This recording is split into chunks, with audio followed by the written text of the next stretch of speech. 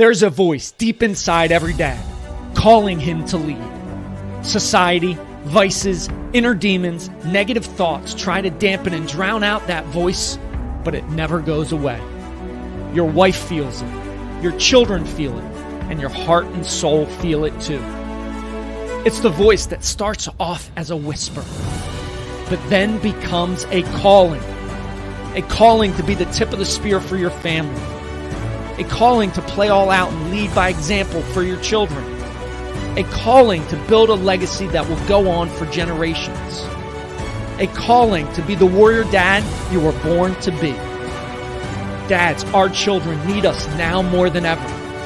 To be that beacon of hope, courage, positivity, and strength. It's time to rise as warrior dads together as a brotherhood.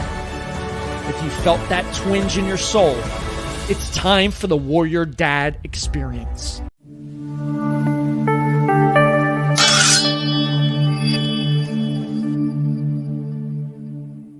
Welcome to the show. I am pumped and excited to have special guest Jon Macaskill on the show. Jon, welcome to the show. Jeff, thanks for having me, man. I'm excited to be here. Love what you're doing. Love the topic. Love everything about it. Thank you. Yes, I'm excited to dive into, right, managing our expectation of our kids and of ourselves. First and foremost, right, this is a podcast all about dads, how we actualize our potential, how we're the best version of ourselves, how we share those things and lessons with our kiddos. What's the dad dynamic look for you in your life?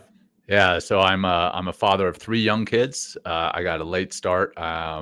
And I've got 3 that keep me very, very busy. So keep my wife and I very, very, very busy. I got to give her 99% of the credit, man. She's a warrior mom. So there you go. I love it. So we're going to talk about managing your expectations of kids, managing your expectations of yourself. Topic, dive into it a little bit. Why is it important? And kind of expand on both of those areas. Yeah, well, I mean, the expectations of the kids, as a father, as a parent, a lot of the time, I think we convince ourselves, maybe subconsciously, that these kids understand a lot more than they do, that their brain is a lot more formed than it truly is. Okay.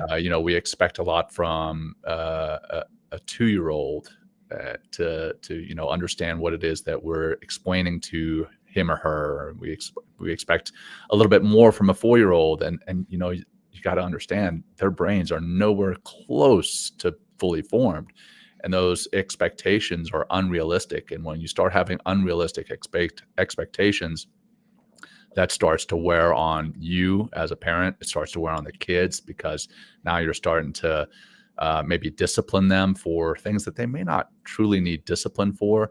Okay. And when I say discipline, I'm not meaning like physical discipline. I'm just, the standard, keeping them in line.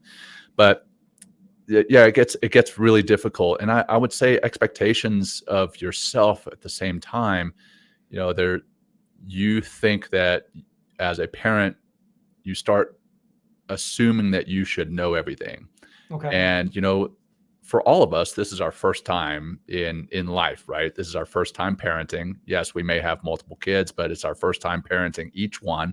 And if you've seen one kid, you've seen one kid, right? They're all different. Like, I saw this meme the other day that said something about single people have no idea about how much free time they have. And then I went to go read the comments, and all these single people were like, "Hey, it was your choice. You knew what you were getting into."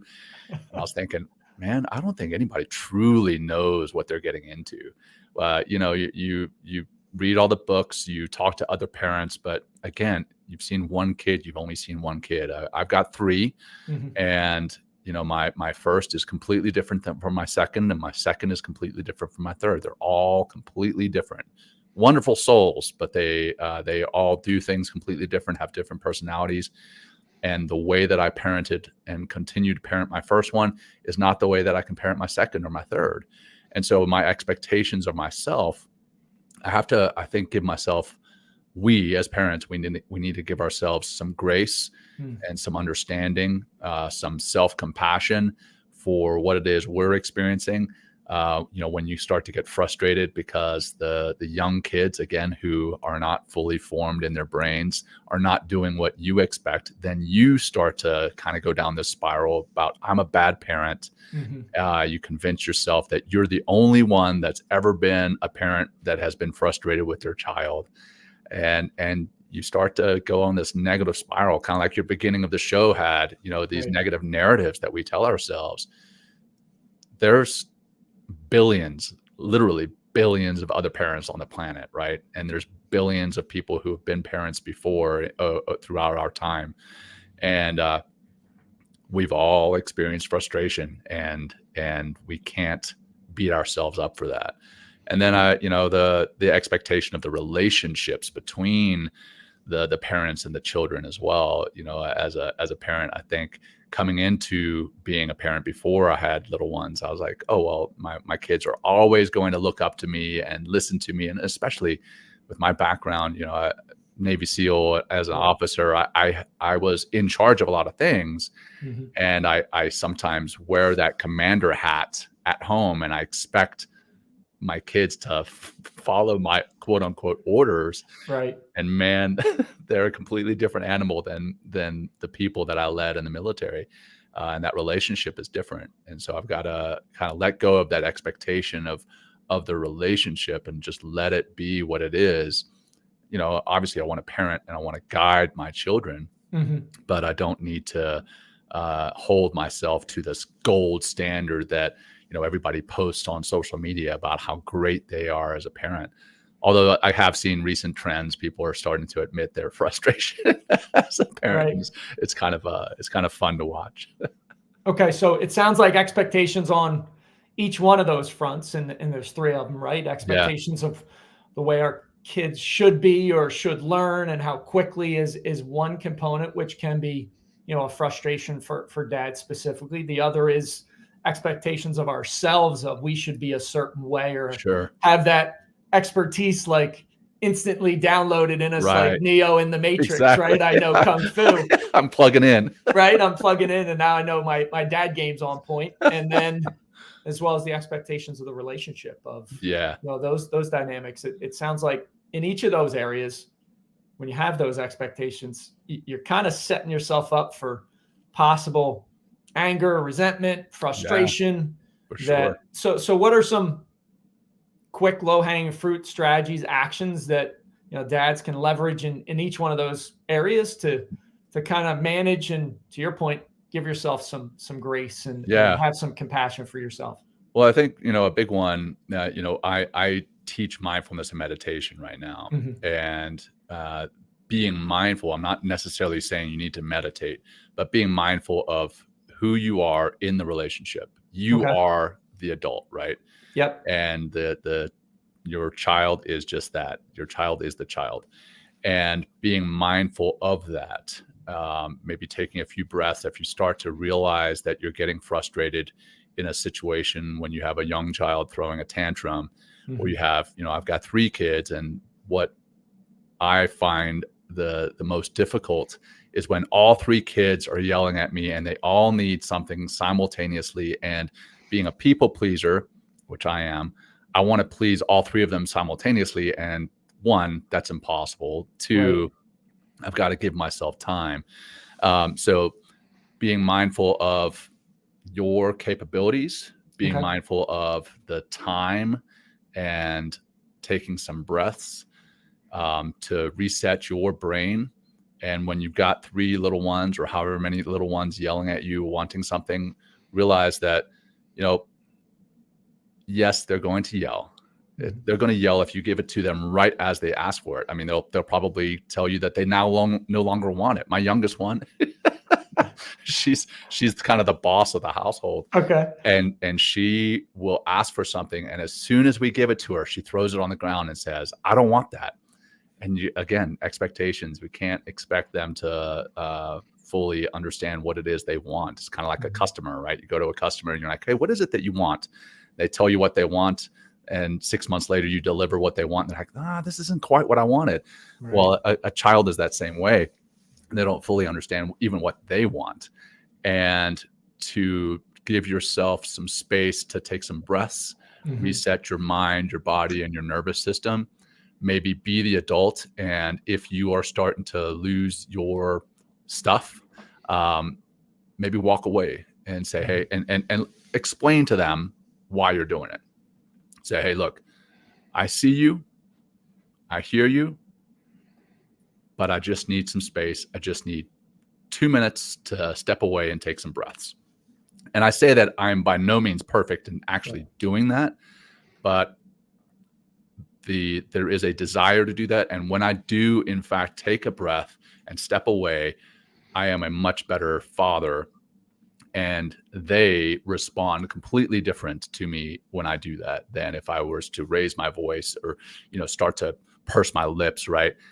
I'm sure other parents who are watching or listening can understand what I'm talking about, right? The lips that we all promised that we wouldn't do when we were parents, but yet we do.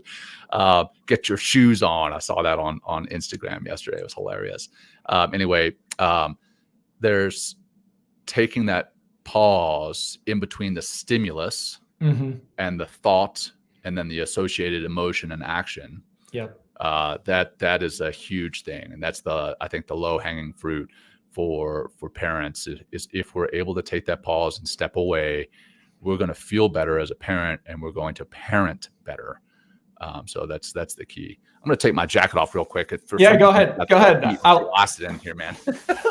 I will piggyback off what you just said though, because I'm a huge fan of that, of just breathing in the moment, just catching yourself. If you're getting knocked off kilter, breathing in through the nose, it centers yourself. It's a practice I've gotten into, and I'm a huge meditation fan. Actually, Friday this week, John, it'll be 6 straight years of meditating every single day. Wow, so that's incredible, man. It's mental reps, right? My wife will say, "Why aren't you responding?" I said, "I'm breathing and I'm choosing my response." Versus, I remember when my youngest knocked over. I had my laptop, or he had it on the couch. He knocked it over, and the screen broke. And like the vein on my head flared out, and I walked away into the garage, and I think I screamed. But now getting into many years later, having that practice of just breathing.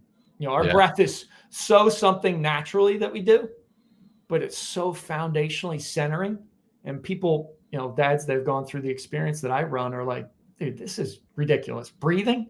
Right. And then they do it.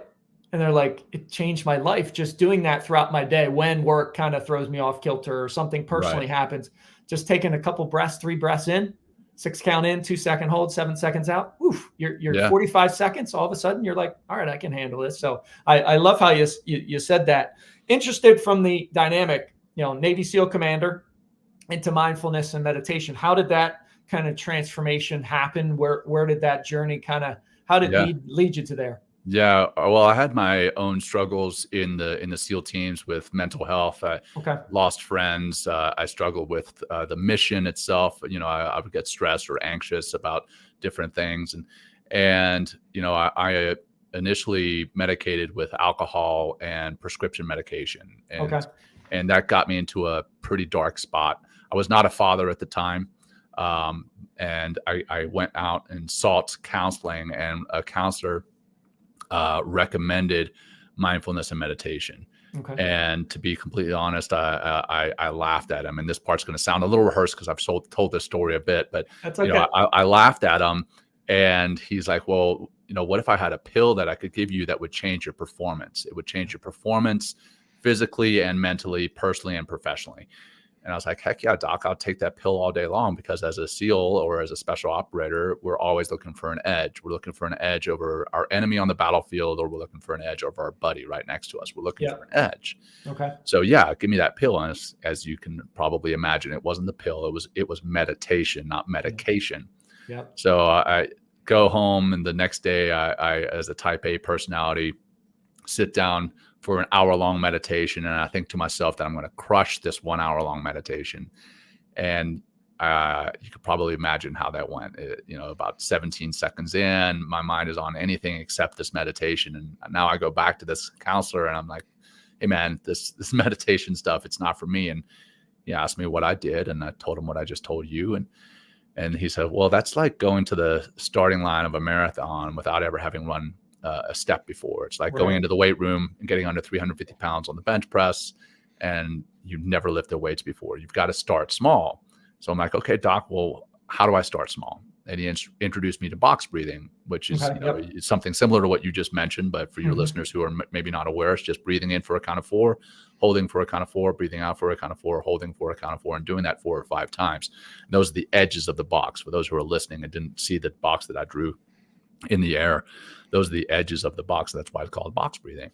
I was like, doc, I've done that before. We just call it tactical breathing. We've done that on the shooting range to calm our heart rate down. We've done it to calm our respiratory rate down, to get us shooting in between heartbeats and in between breaths. And he's like, yeah, well, there's a reason that you do it. It's to calm your body and your nervous system down. And then I went home and I started to do box breathing regularly.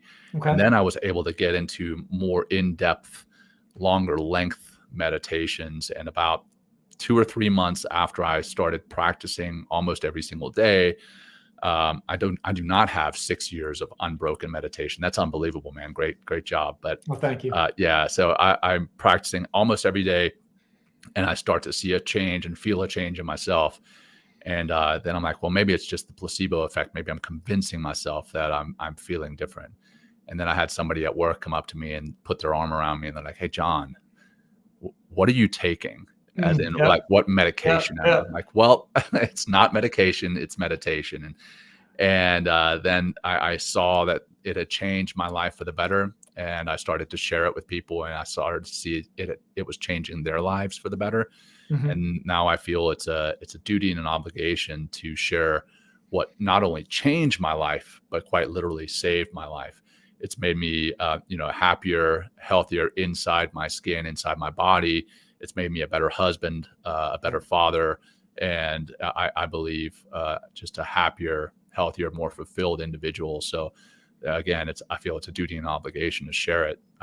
There's not a whole lot of money in it. When I told people I was going to get out of the SEAL teams and start teaching meditation, they're like, what, man, you got like the golden ticket. You can go and do anything. I'm like, well, I'm going to go and continue to hopefully make a positive impact on people's lives. So that's why I'm doing what I'm doing. No, I love that. And meditation, I think there's just a misconception, right? When people hear meditation, they think of a bald monk on the side of the mountain, arms crossed legs, snow coming down. He's there with haze, right? And that's just not the practice, right? I mean, even 3 breaths of 6-2-7 or the box breathing, I think, isn't it Mark Divine in one of his books, he talks about, he's a military guy as well, talks about that box breathing. Fellow SEAL. Well, fellow SEAL. Yeah. And I woke up in the middle of the night last night. I started doing that. I remembered it. I'm like, box breathing, 4, hold, out, and I ended up getting back to sleep. And it's amazingly powerful.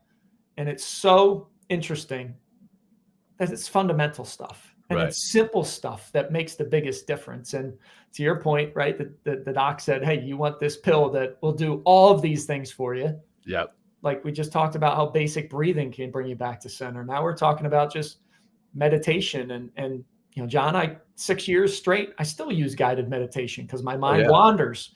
But I'm getting back to center and I'm breathing. And the amazing thing is it's transformed my life. I've shared it with my 2 sons. Like my boys have been meditating for the past 3 years. Amazing. Right? At 10 and 12. And we have good sidebar conversations of like, hey, am I going to be as good as you? I'm like, you're going to blow me away. You got 30 years head start from a meditation practice. Imagine how much more you're going to be in control of your mind. So that's crazy. And then just society in general, you made a comment, like somebody noticed you. And I hear it from, people that come into contact with me as well as, dads that go through the program. Like, what are you taking? Yeah. Like when you operate differently, people think you're on some kind of drug or medication. It's like, no, I'm doing the fundamental things. Right. That makes such a difference in our lives. And they're so often missed, right? That people just don't do it. So I mean, it's like physical fitness, right? People prioritize work, they prioritize social media, they prioritize all these other things over physical fitness. And then when they start to eat a little bit better and maybe get into the gym, maybe start doing some type of cardio, they're like, oh man, I feel so much better. I'm like, well, that's a fundamental thing. Physical fitness. Well, mental fitness is also a fundamental. As you take care of your brain, you're going to start to feel better. As you start taking care of your nervous system, you're going to start to feel better. We take care of our bodies, or at least most of us do. Why would we not take care of our nervous system and our minds? It's absolutely fundamental. That's the perfect word for it. Yeah. And physical side, science now says it's a little bit of Prozac, a little bit of Ritalin, right? Helps with your mood, help with your focus for 12 hours. I mean, sign me up. Like, you literally can move, meditate, and breathe, and your life would be completely transformed. Right. And people, I think, one, they're always looking for the easy way out. They want to pop. Oh, for sure. They want to pop a pill. I mean, now they've got, pills you can pop and you don't ever need to exercise and you can lose weight. Because people want that easy way, but you are robbing yourself of one, when we talk about being a dad, setting the example. I mean, sure. I was at the gym at 5:15 with my oldest son this morning. I hadn't planned on going. He said, "Dad, can you take me tomorrow?" Yep, I'm going to be there. Right. Like, a lot of days, Monday, Wednesday, Friday, all four of us go to the gym at 5:15. Oh, that's amazing, man. Like, what a great way to bond as a family unit. Right. So there's these small, simple things that we can do to have a major impact. So what if somebody has that idea of meditation is so woo-woo-ish? Where do they start? Right. Do you recommend, a particular app? Do you recommend, a way to get started to a dad that might be on the fence? Yeah. I mean, there's tons of apps out there. There's Insight Timer, there's Calm, Waking Up, there's tons of them. 10% Happier. If you get on your app store of choice and type in meditation, you're going to come up with a million meditation apps. I don't recommend any one over the other, but try them all out there, experiment and see what works for you. But here's the key: start small and stay consistent. It's just like the gym, right? If you were to go into the gym after never having worked out before, and you went and did an hour-long CrossFit workout, how do you think that would work out for you? Probably not well. You'd be so sore you can't get up and down the steps or off the toilet in 2 days. Exactly. Yeah. So then the next day you're going to be like, you know what? Forget this stuff. I'm not doing it anymore. Mm-hmm. Well, you're not going to be sore after a meditation, but you got to work your way up to more in-depth meditation. So maybe start with box breathing. That's not necessarily a meditation. It's box breathing. It's breath work. And breath work is tied to meditation because it has some similar effects. But what you're doing is you're tapping into the parasympathetic side of your nervous system, and you're calming yourself down by activating the vagus nerve. And by doing that, you start to literally see things differently, because now, what was closing down when you had activated the sympathetic, which is the fight and flight, now you're closing down your vision. You're starting to, the blood is going to different parts of your body and shutting off from other parts. When you start to activate the parasympathetic, which is rest and digest, then the blood goes back to your eyes. It goes back to your body, the rest of your body, and you start to see things as you're supposed to. It's kind of like a race car, right? A race car is in the red most of the time during the race. Now, you're not going to drive a regular car. Like, I have my truck sitting outside. I'm not going to drive my truck in the red all day long because it's going to blow up the engine. Right. But a race car is only supposed to have that engine and those tires for 500 miles. My truck, I want that engine to last 400,000 miles, right? Well, we want our bodies and our minds to last that 400,000 miles, right? Obviously a metaphor there, but if we're continually in the red, we're going to burn our engines out, and we're not going to be able to accelerate when we need to. Like, if you're in the red in your truck and now you need to accelerate, you're not going to be able to. Right. Well, if you're in the green, if you're rolling around at 70 miles an hour and now you need to go up to 85 for some reason, then you're able to. So we need to have both systems in tune. We need to have the parasympathetic side of the nervous system and the sympathetic side in tune. But when we're living in the sympathetic, that's the fight, flight, or freeze side, in the red all the time, we're burning our bodies, our minds, and our nervous systems out.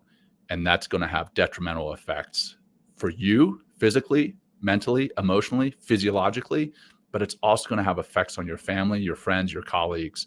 And as a father, if you're living in that red, you're going to fly off the handle and not be able to manage your expectations like we were talking about before. Yeah. And it's such a powerful concept, right? That sympathetic versus parasympathetic. And so many people operate in that constant red all day long. That's why we have epic levels of anxiety, depression, anxiousness, poor sleep, all of this. Yeah.